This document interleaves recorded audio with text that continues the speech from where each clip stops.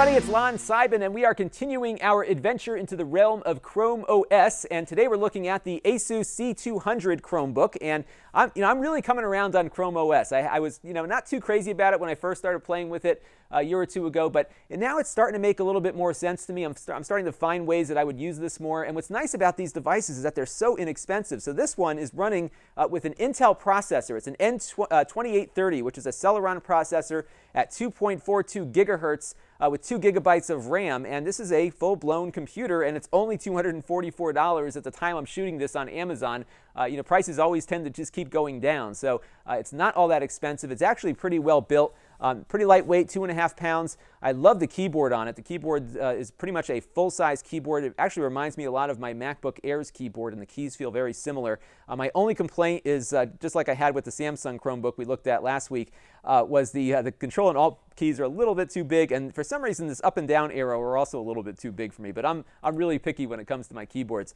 The display here is a 11.6-inch display. Like the Chromebook and many of the other ones that we've looked at, the display angles are a little narrow on it, so you really got to be looking pretty much dead on with it to get the best quality image. So as you kind of tilt it to the side, you start to lose a little bit of image clarity, but it doesn't look all that bad. It's just, I guess it's what you'd expect out of a sub $300 computer. You're not going to get the high-end IPS displays that you see on a lot of other things out there. Battery life on this is unbelievable. I've been using this for a good part of the day today. I've probably got about 3 or 4 hours of actual usage on it.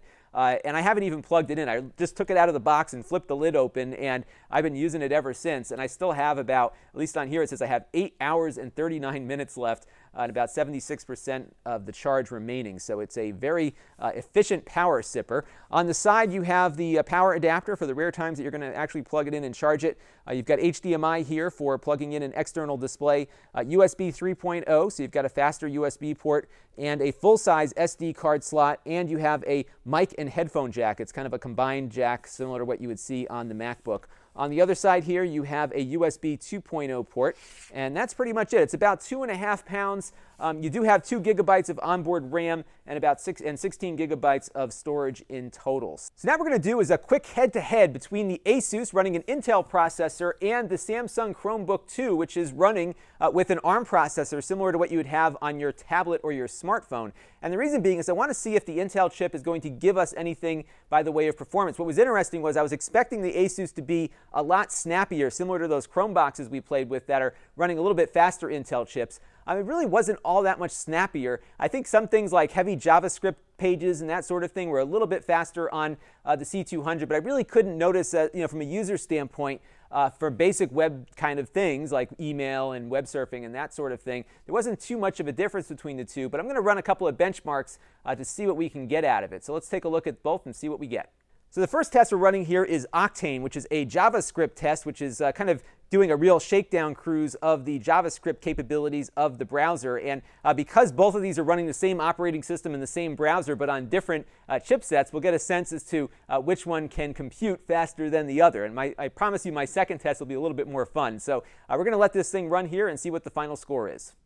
On the Octane test, the Asus with the Intel processor scored a little bit better than the Samsung did running the ARM processor. Now, I've done a few of these tests earlier tonight, and in every one of those tests, the Asus edged out the Samsung just by a little bit, but similar to what you saw here. Now, the second test is actually a little bit more fun, and what we're doing here is running a flash emulator of the Super Nintendo that is running Super Mario World. And as you can see on the left, which is the Samsung, the ARM processor, it is just inching along here. I should add that neither one of these is actually playable. It's still pretty sluggish and slow on the Intel side, but the Asus running the Intel processor is a lot faster with this kind of use. And this is, again, a flash emulator. It's really not something that is going to be used out in the real world, but I do think it's indicative of probably some of the processing power that you have available with an Intel chipset versus something with an ARM processor. Now, granted, the Samsung is probably designed mostly for what the Chromebook is designed for, which is actually doing web browsing and Google Docs and Gmail and all that sort of stuff.